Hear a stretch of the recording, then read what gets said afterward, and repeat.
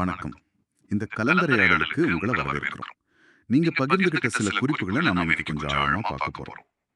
குறிப்பா ஆட்டிசம் ஸ்பெக்ட்ரம்ல இருக்கிற குழந்தைங்களோட தகவல் தொடர்பு சவால்கள் பத்தியும், அப்புறம் அவங்களுக்கு எப்படி உதவலாங்கிற சில நடைமுறை யோசனைகள் பற்றியும் பேச போறோம். சமூக முயற்சிகளையும் கொஞ்சம் டச் பண்ணுவோம்.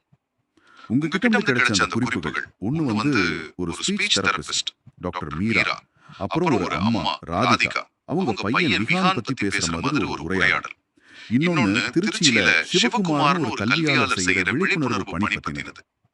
நம்ம நோக்கம் இந்த சவால்களை நல்லா புரிஞ்சுக்கிட்டு இந்த தகவல்கள் மூலமா உங்களுக்கு சில பிராக்டிக்கல் ஐடியாஸ் கொடுக்கறது தான். சரி, ஆரம்பிக்கலாமா? முதல்ல அந்த உரையாடல்ல இருந்து போவோம். ராதிகாவோட கவலை அது ரொம்ப ரொம்ப அழுத்தமா இருக்கு. 3.5 வயசு பையன் விஹான் இன்னும் பேச ஆரம்பிக்கல. ஒரு வார்த்தை கூட வரல. அம்மான்னு கூட சொல்லலன்னு ரொம்ப வேதனைப்படுறாங்க. இது நிறைய பெற்றோர் சந்திக்கிற ஒரு விஷயம் இல்லையா? நிச்சயமா. இது ரொம்ப பொதுவான ஒரு கவலை. ஒரு குழந்தை பேச வேண்டிய வயசுல பேசலன்னா பெற்றோருக்கு ஒரு பதட்டம் வர்றது இயல்புதான். ராதிகாவோட உணர்வுகள் அது அந்த உரையாடல்ல ரொம்ப நல்லா தெரியுது. இதுல டாக்டர் மீரா சொல்ற ஒரு விஷயம் ரொம்ப முக்கியம். இந்த பேச்சு தாமதத்துக்கு காரணம் குழந்தையோட அறிவு இல்ல. அதாவது அவங்களுக்கு யோசிக்க முடியாம இல்ல.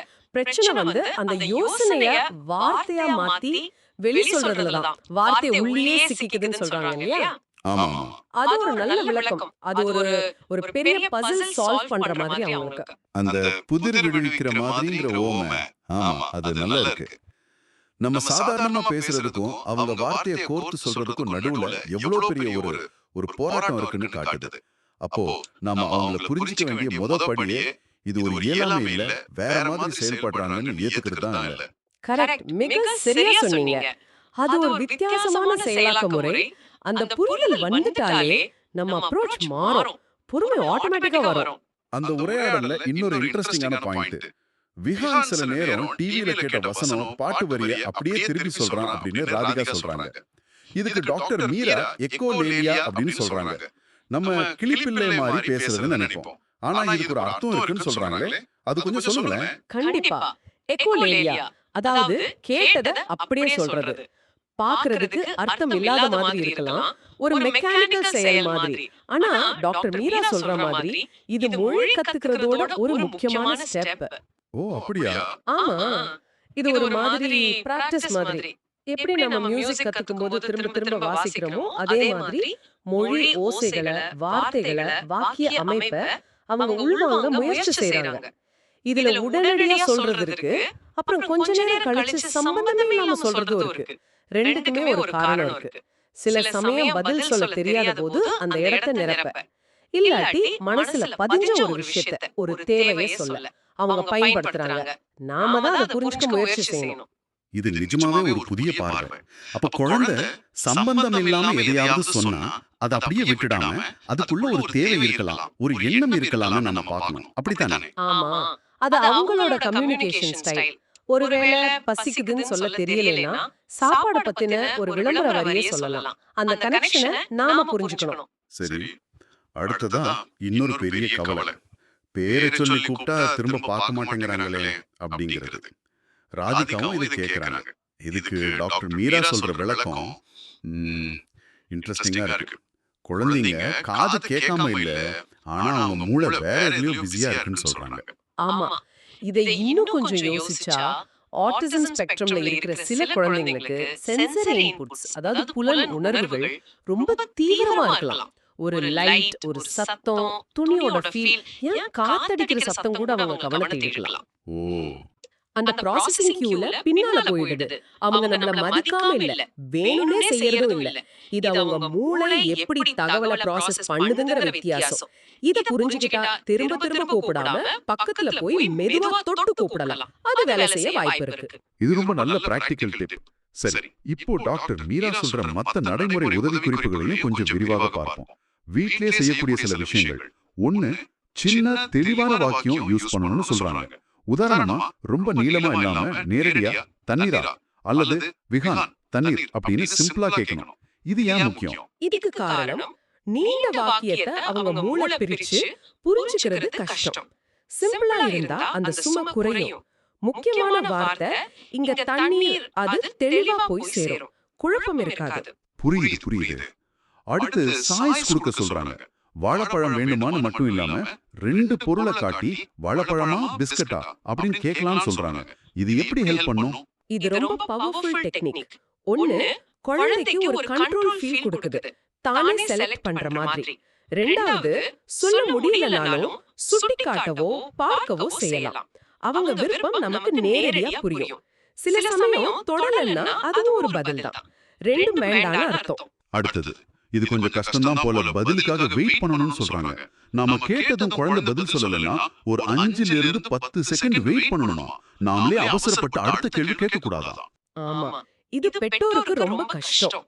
அந்த சைலன்ஸ், அது நமக்கு சங்கடமா இருக்கும். குழந்தை பதில் சொல்லாதது ஒரு மாதிரி ரிஜெக்ஷன் மாதிரி தோணும். ஆனா அந்த வெயிட்டிங் டைம் குழந்தைக்கு ரொம்ப முக்கியம். அவங்க கேள்வியை புரிஞ்சு அதுக்கு எப்படி ரியாக்ட் பண்றதுன்னு யோசிச்சு, அது ஒரு சைகை, பார்வை, ஒலி எதுவா வேணா இருக்கலாம், அதை வெளிப்படுத்த அந்த டைம் தேவை. நாம அவசரப்பட்டா அவங்க முயற்சி பாதியிலே நின்னுடும். சரி சரி. நாலாவதா, சைகைகள், கெஸ்டர்ஸ் யூஸ் பண்ண சொல்றாங்க. பேசுறதோட சேர்த்து கையால சைகை செய்யறது, பாயிண்ட் பண்றது, செஞ்சு காட்டுறது, இது எப்படி உதவும்? கம்யூனிகேஷன்ங்கிறது வெறும் வார்த்தை இல்லையே. நம்ம பாடி லாங்குவேஜ், முகபாவனை, சைகை எல்லாமே இருக்கு. ஆட்டிசம் உள்ள குழந்தைங்களுக்கு சில நேரம் பேச்சை விட விஷுவல் இன்ஃபர்மேஷன், அதாவது பார்க்கிறது எளிதா புரியும். நாம வான்னு சொல்லும்போது கையால கூப்பிட்டா, சாப்பிடுன்னு சொல்லும்போது சாப்பிடுற மாதிரி செஞ்சா அவங்களுக்கு ஈஸியா புரியும். அதே மாதிரி அவங்களும் சைகை மூலமா சொல்ல பழக வாய்ப்பு இருக்கு. கடைசியா பிக்சர் கார்ட்ஸ் அல்லது நிஜ பொருளையே யூஸ் பண்ணலாம்னு சொல்றாங்க. வார்த்தைக்கு பதிலா படத்தையோ பொருளையோ காட்டலாம். இது பத்தி இது AACன்னு சொல்ற மாற்று மற்றும் துணை தகவல் தொடர்பு முறைகள்ல ஒண்ணு. எல்லோராலையும் பேச முடியாது இல்லையா? அவங்களுக்கு புரிய வைக்கவும், அவங்க சொல்ல வர்றத நாம புரிஞ்சுக்கவும் வேற வழிகள் தேவை. படங்கள், நிஜ பொருட்கள் ரொம்ப டைரக்ட். ஆப்பிள்னு சொல்றதுக்கு பதிலா ஆப்பிள் படத்தையும் நிஜ ஆப்பிளையும் காட்டலாம். குழந்தை அதை பாயிண்ட் பண்ணி சொல்ல முடியும். இப்ப டெக்னாலஜி டிவைசஸ் கூட இருக்கு. அந்த உரையாடலோட கடைசியில விஹான் வாழைப்பழத்தை தொட்டு சொல்றான் இல்லையா, அது ஒரு நல்ல உதாரணம். அவ பேசல, ஆனா அவனுக்கு என்ன வேணும்னு ராதிகாக்கு புரிஞ்சிடுச்சு. அந்த கம்யூனிகேஷன் தான் முக்கியம். ஆமா, அந்த மொமெண்ட் ரொம்ப நல்லா இருந்துச்சு. தகவல் தொடர்பு எவ்வளவு விதமா இருக்கலாம்னு காட்டுது. இந்த டிப்ஸ் எல்லாம் நல்லா இருக்கு. ஆனா இது எல்லா பெற்றோருக்கும் போய் சேருதா? குறிப்பா கிராமத்துல வசதி குறைவா இருக்கிறவங்களுக்கு இங்கதான் நீங்க ஷேர் பண்ண அடுத்த குறிப்பு வருதுன்னு நினைக்கிறேன். திருச்சியில கல்வியாளர் சிவகுமார் செய்யற பணி. ஆமா, கரெக்ட். நல்ல கனெக்ஷன். ராதிகா ஒரு நகரத்துல இருக்காங்க. அவங்களால தெரபிஸ்ட் கிட்ட போக முடியுது. ஆனா நீங்க சொல்ற மாதிரி கிராமப்புறங்கள்ல அல்லது பொருளாதார ரீதியா கஷ்டப்படுற குடும்பங்களுக்கு இது சாத்தியம் கம்மி. ஸ்பெஷலிஸ்ட் கிட்ட போறதுக்கு நேரம், பணம், வசதி இல்லாம இருக்கலாம். இந்த இடத்துலதான் சிவகுமார் மாதிரி ஆட்களோட முயற்சி ரொம்ப முக்கியம். அவர் ஆன்லைன்ல ஆட்டிசம் பத்தின விழிப்புணர்வு மீட்டிங்ஸ் நடத்துறதா உங்க குறிப்பு சொல்லுது. குறிப்பா கிராமப்புற ஏழை பெற்றோருக்காக. ஆமா, அனைவருக்கும் இலவச தரமான கல்விங்கிற நோக்கத்தோட செய்யறதா இருக்கு. இது ரொம்ப பெரிய விஷயம். அந்த சிட்டிக்கும் கிராமத்துக்கும் இருக்கிற கேப் அதை குறைக்க முயற்சிக்குது இல்லையா? நிச்சயமா இது ஒரு பெரிய கேப்பை ஃபில் பண்ணுது. சரியான தகவல் இல்லாம நிறைய பேர் என்ன செய்யறதுன்னு தெரியாம இருப்பாங்க. சில நேரம் தப்பான கைடன்ஸ் கூட கிடைக்கலாம். சிவகுமார் மாதிரி ஆட்கள் டெக்னாலஜியை யூஸ் பண்ணி கரெக்டான இன்ஃபர்மேஷன், பிராக்டிகல் டிப்ஸ், சப்போர்ட்டை நேரடியா கொண்டு போறாங்க. இது அவங்களுக்கு ஒரு பெரிய பலம். நாமும் தனியா இல்லைங்கிற ஃபீலிங் கொடுக்கும். பெற்றோர்களுக்கு சரியான இன்ஃபர்மேஷனும் ஒரு சப்போர்ட் சிஸ்டம் இருக்குங்கிற நம்பிக்கையும் கிடைச்சா அவங்க இன்னும் நல்லா செயல்பட முடியும். ராதிகா டாக்டர் மீராவை தேடுறதும் சிவகுமார் ஆன்லைன்ல பேரண்ட்ஸை ரீச் பண்றதும் ஒரே விஷயத்தை தான் சொல்லுது. சரியான வழிகாட்டுதலும் ஒரு சப்போர்ட்டிவ் கம்யூனிட்டியும் எவ்வளவு முக்கியம். இது வெறும் குடும்ப பிரச்சனை இல்ல, ஒரு சமூகமா நாம பார்க்க வேண்டிய விஷயம். அப்போ இந்த 2 குறிப்பையும் சேர்த்து பார்க்கும்போது ஒரு பக்கம் ஆட்டிசம் குழந்தைகளோட கம்யூனிகேஷன் சவால்கள், அதுக்கான வழிகள் தெரியுது.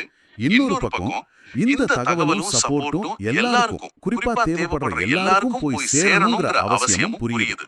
சிவகுமார் மாதிரி ஆட்களோட பணி அதுக்கு ஒரு நல்ல உதாரணம். சரி, இந்த கலந்துரையாடல்ல இருந்து நாம முக்கியமா என்னென்ன எடுத்துக்கலாம்? ஒரு சம்மரி மாதிரி. 1, பேச்சு லேட்டா வர்றது அறிவு பிரச்சனை இல்ல, அது எக்ஸ்பிரஸ் பண்றதுல இருக்கிற சவால். 2, எக்கோலியா, திரும்ப சொல்றது அர்த்தமில்லாதது இல்ல, அதுவும் மொழி கத்துக்கிற ஒரு வழி.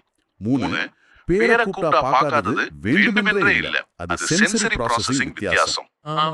அதே மாதிரி கம்யூனிகேஷன்னா அது பேச்சு மட்டும் இல்ல, சைகை, பாடி லாங்குவேஜ், படம், தொடுதல், டெக்னாலஜி வரைக்கும் நிறைய வழிகள் இருக்கு. நாம பார்த்த அந்த சிம்பிள் டிப்ஸ், சின்ன வாக்கியம், சாய்ஸ் கொடுக்கிறது, வெயிட் பண்றது, சைகை, படம் யூஸ் பண்றது, இதெல்லாம் வீட்லயே பெரிய வித்தியாசத்தை ஏற்படுத்தும். கடைசியா சிவகுமாரோட வேலை காட்டுற மாதிரி சரியான தகவலும் ஆதரவும் எல்லாருக்கும் கிடைக்க ஏற்பாடு செய்யணும். அந்த உரையாடலோட கடைசி வரி மனசுலயே நிக்குது. குழந்தை எப்படி பேசுதுங்கிறத விட அவங்க என்ன சொல்ல வராங்கன்னு நம்ம புரிஞ்சுக்கிறோமா என்பதுதான் முக்கியம். இது எல்லா உறவுகளுக்கும் பொருந்தும் இல்லையா? மிக சரியா சொன்னீங்க. இறுதியா ஒரு சின்ன சிந்தனை மட்டும். அந்த ஸ்கிரிப்ட்ல டாக்டர் மீரா சொல்றாங்க, ஒரு நாள் அவனது குரல் வரும். அது நேரடி பேச்சா, சைகையா, படமா, கருவியா, எப்படி வேணா இருக்கலாம். அந்த குரல் எப்படி இருந்தாலும் அதை கேட்கவும் புரிஞ்சுக்கவும் நாம ரெடியா இருக்குமா? இதை இன்னும் ஒரு ஸ்டெப் மேல கொண்டு போனா, ஆட்டிசம் உள்ளவங்க கிட்ட மட்டும் இல்ல, நம்ம டெய்லி லைஃப்ல சந்திக்கிற ஒவ்வொருத்தர்கிட்டயும் நாம எப்படி ஒரு நல்ல கம்யூனிகேஷன் பார்ட்னரா இருக்கலாம். ஒவ்வொருத்தரும் அவங்க எண்ணத்தை, தேவைய சொல்ல அவங்களுக்கே உரிய வழி இருக்கும். சிலர் தயங்கலாம், சிலர் இமோஷனலா பேசலாம், சிலர் எழுதலாம், சிலர் அமைதியா இருக்கலாம். அவங்க யூஸ் பண்ற அந்த மொழி எதுவா இருந்தாலும் அதை கவனிக்க, புரிஞ்சுக்க, மதிக்க நாம இன்னும் கொஞ்சம் எஃபர்ட் போட்டா நம்ம உறவுகள் இன்னும் அர்த்தமுள்ளதா மாறுமா? இதை நீங்க யோசிச்சு பாருங்க.